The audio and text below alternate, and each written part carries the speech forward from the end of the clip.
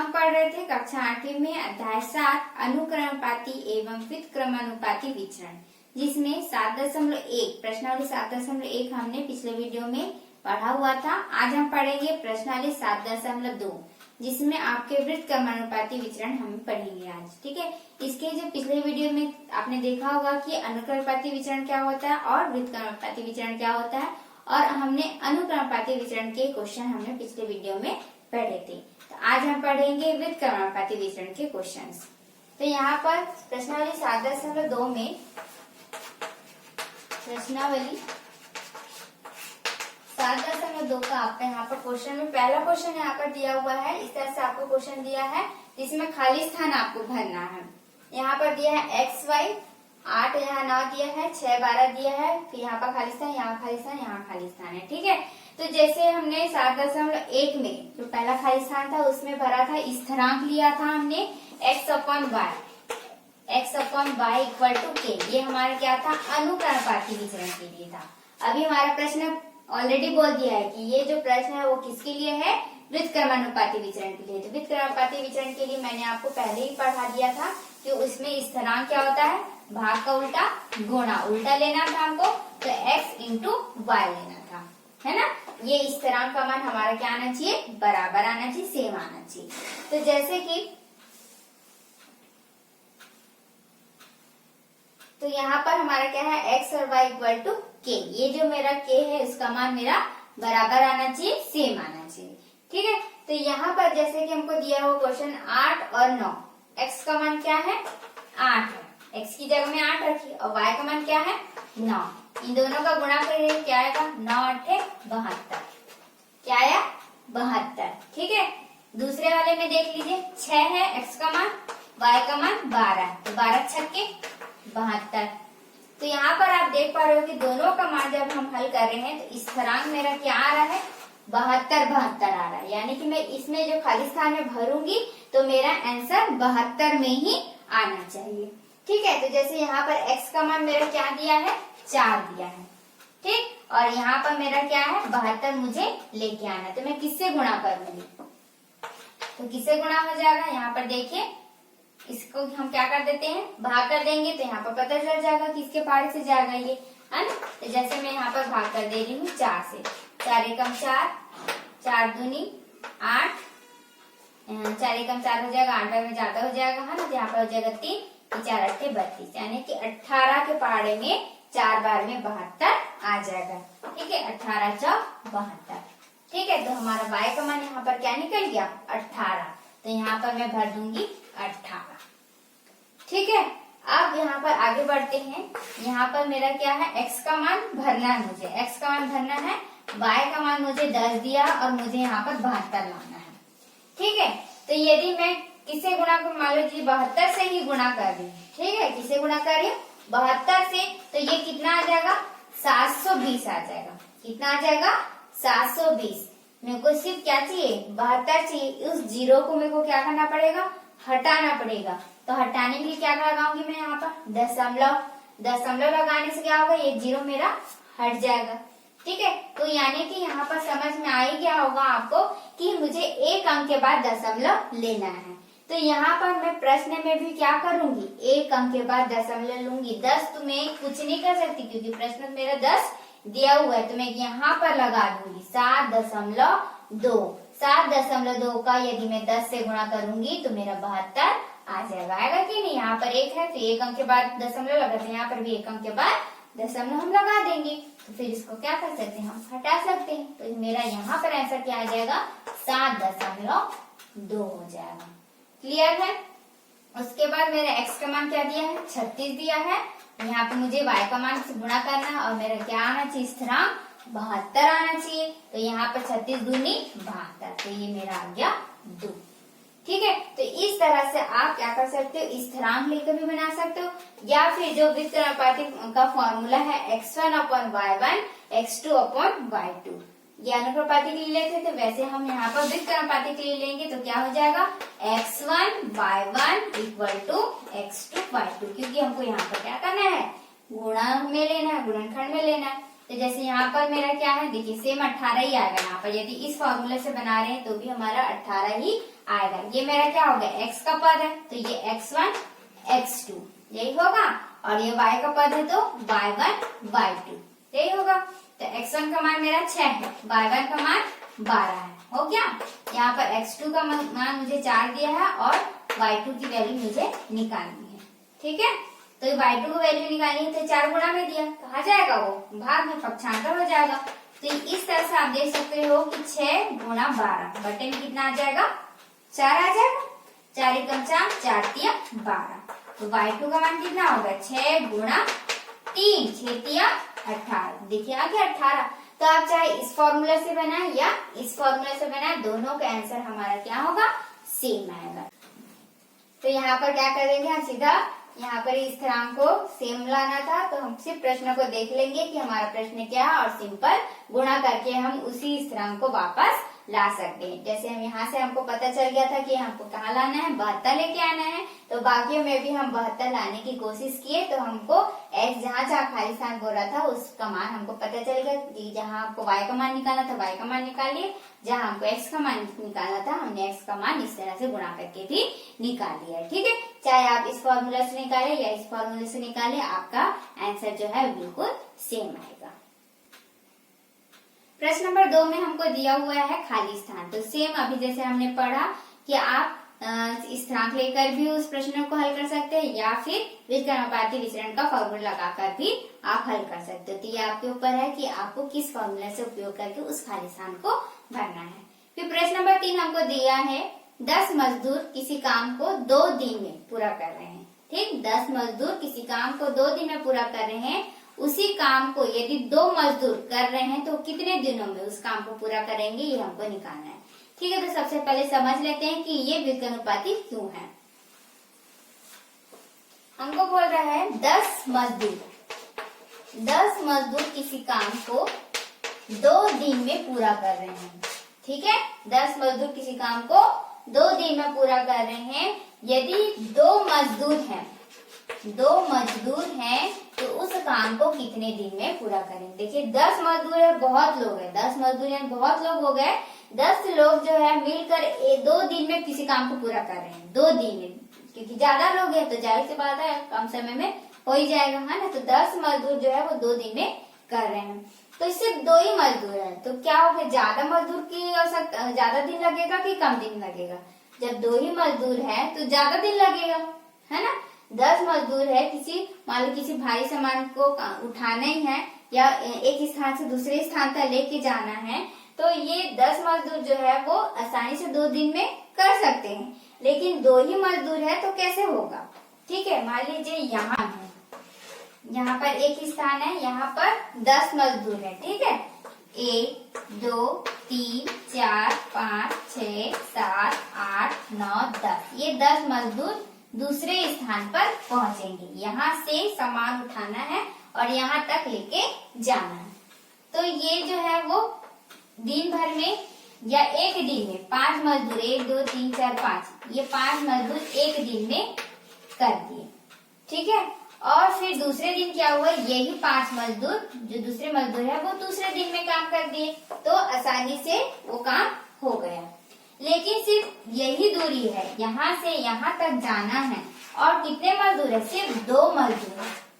तो क्या पॉसिबल है कि जो 5 लोगों का काम एक इंसान कर लेगा, नहीं कर पाएगा, है ना। 5 लोगों का काम एक इंसान नहीं कर सकता, उसे ज्यादा समय लगेगा। तो यहाँ पर देखिए यदि ज्यादा समय लग रहा है, मान लीजिए उसको 20 दिन का समय लग रहा है, कितने दिन लग रहा है, 20 दिन का समय लग रहा है। तो यहाँ पर देखिए कि यहाँ पर बोल रहा है 10 मजदूर, तो यहाँ पर देखो क्या हो रहा है, घट रहा है, और यहाँ पर क्या हो रहा है, बढ़ रहा है। तो एक राशि बढ़ रही है तो दूसरी राशि घट रही है, तो ये क्या हुआ, व्युत्क्रमानुपाती विचरण हुआ, है ना। यदि हमारा दोनों तरफ घटता तो अनुक्रमानुपाती होता, दोनों तरफ बढ़ता तो अनुक्रमानुपाती होता है। लेकिन एक तरफ घट रहा है और एक तरफ बढ़ रहा है, तो ये क्या हुआ, व्युत्क्रमानुपाती विचरण हुआ, ठीक है। तो इस तरह से आपको समझ में आना चाहिए कि हम यदि प्रश्न बना रहे हैं तो क्यों बना रहे हैं, है ना। तो इस तरह से आपका ये क्या हुआ, व्युत्क्रमानुपाती विचरण हुआ। तो चलिए अब इसे हल कर लेते हैं। तो प्रश्नावली 7.1 में जैसे हमने लिखा था सेम हमको वैसे ही लिखना है, बस फॉर्मूला यहाँ पर चेंज हो जाएगा। ठीक है, तो यहाँ पर हम हल लिखेंगे। लास्ट लाइन जो बोल रहा है, 2 मजदूर उसी काम को x दिनों में पूरा करेंगे। ऐसे करके आप क्या करोगे, ये क्या हो गया, हमने x माना है। ठीक है, माना 2 मजदूर उसी काम को x दिनों में पूरा करेंगे। उसके बाद हम क्या बनाते हैं, सारणी। तो लिखेंगे सारणी इस प्रकार है, और उसके बाद हम सारणी बना देंगे। सारणी तो आपका सेम बनता है, इसलिए सारणी बनाने के बाद भी आप क्या कर सकते हो, देख सकते हो कि वो अनुपाती है या व्युत्क्रमपाती है। तो यहाँ पर देखिए, सबसे पहले हमको बोला है मजदूरों की संख्या, है ना, क्योंकि 10 मजदूर दिया है, 2 मजदूर दिया है, तो ये क्या हुआ, मजदूरों की संख्या हो गई। तो ये हमारा x हो गया। फिर क्या बोल रहा है, कितने दिन में पूरा कर रहा है, पहले तो बोल रहा है कि 2 दिन में, फिर उसके बाद कितना दिन, तो दिन पूछ रहा है हमको। तो दिन किसके लिए होता है, समय, है ना। तो यहाँ पर लिखेंगे समय दिन में या दिनों में, इस तरह से। ठीक है, समय दिनों में। अब यहाँ पर पहले तो 10 मजदूर बोला था, तो 2 दिन में पूरा कर रहे हैं। यदि 2 मजदूर है तो कितने दिन में, यानी कि x दिन में। तो हमने पहले ही सीख लिया कि ये क्या है, व्युत्क्रमानुपाती है। तो यहाँ हम लिख देंगे कि यह व्युत्क्रमानुपाती विचरण है। ठीक है, इस तरह से आप लिख दोगे। उसके बाद हम क्या करेंगे, व्युत्क्रमानुपाती विचरण का फॉर्मूला लगाएंगे। क्या होता है formula, x1 y1 equal to x2 y2। इसमें भाग नहीं होता, बट्टे का निशान नहीं लिखेंगे। ठीक है, ये क्या है, गुणा में रहेगा। तो ये हमारा x1 y1 x2 y2 वही होता है। तो x1 का हमारा क्या मान है, 10, y1 का मान क्या है, 2, क्योंकि ये x का पद है और ये y का पद है, तो इसलिए x1 होगा ये, और ये y1 होगा, ये x2 होगा और ये y2 होगा। यही होगा कि नहीं। ठीक है, तो x1 का मान 10 हो गया, y1 का मान 2 हो गया, x2 का मान भी 2 है, और y2 का मान हम क्या लेंगे, यहाँ पर x लेंगे। ठीक है, इस तरह से जब आप प्रश्न को हल करें तो आप पेंसिल से लिख भी सकते हो, फिर आप क्या करोगे, इसको मिटा दीजिएगा। ठीक है, तो इस तरह से आपका सारणी बनना चाहिए।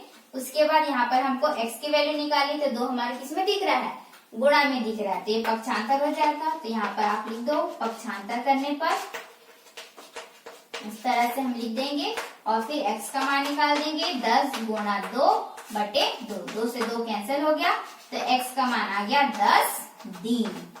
ठीक है, तो उत्तर में हम क्या लिख देंगे, यहाँ उत्तर लिखेंगे तो 2 मजदूर उसी काम को 10 दिनों में पूरा करेंगे। बाकी आपका जो प्रश्न हल करने का तरीका है बिल्कुल सेम है, जैसे हमने 7.1 में पढ़ा था। बस यहाँ पर क्या हो जाएगा कि ये व्युत्क्रमानुपाती विचरण में बन जाएगा। ठीक है, और उसका फिर फॉर्मूला लगा देना है। सेम आपका x1 y1 होगा, x2 y2। बस यहाँ पर हम बटे में लिखते थे, आप उसी चीज को गुणा में लिख रहे हैं। ठीक है, आपका ये जो क्रम है वो बिल्कुल सही होना चाहिए, तभी आपका आंसर सही आएगा। ठीक है, तो इस तरह से आप 7.2 के क्वेश्चन भी बना सकते हो। इसके बाद के सारे जो क्वेश्चन है आप व्युत्क्रमानुपाती से बना सकते हो। हम पढ़ेंगे अब 7 नंबर का क्वेश्चन, क्योंकि वो थोड़ा सा अलग है। प्रश्न हमको बोल रहा है, यदि छात्रावास में 300 छात्र के लिए 15 दिन का राशन आ रहा है, तो यदि अवकाश के कारण 200 छात्र जो है वो चले जा रहे हैं, तो उनके लिए कितने दिनों का राशन बचेगा, ये हमको निकालना है। ठीक है, तो यहाँ पर देखिए,